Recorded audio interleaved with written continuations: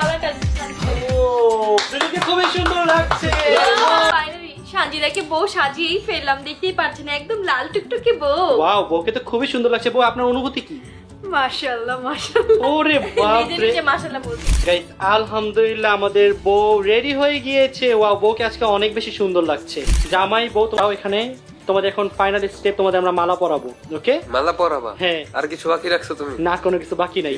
Guys finally জয়ের এখন বিয়ে হচ্ছে। আমার তো অনেক বেশি কষ্ট লাগছে, তাড়াতাড়ি বিয়ে দিতে চাইনি। আমারও কষ্ট লাগছে বাট কি করার নেই।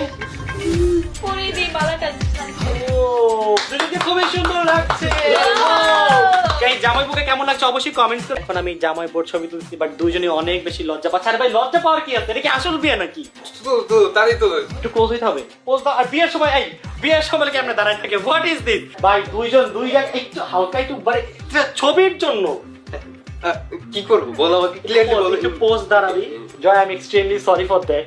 এত লজ্জা পাচ্ছে, নতুন বিয়ে হয়েছে তো, তো এত লজ্জা পাওয়ার কি আছে? আমি তুমি তার বুঝলাম না। Guys I am extremely sorry for that. Joy just আজকের দিনটাতে কষ্ট করে। হ্যাঁ এরকম এরকম সানজিদা যেতেছো, সানজিদা এটা দাও, সানজিদা এটা দাও, বাট জয় পোজ দে। সুন্দর পারফেক্ট আমরা পাইছি। তোমাদের আমরা আর কষ্ট দিতে চাচ্ছি না ভাই।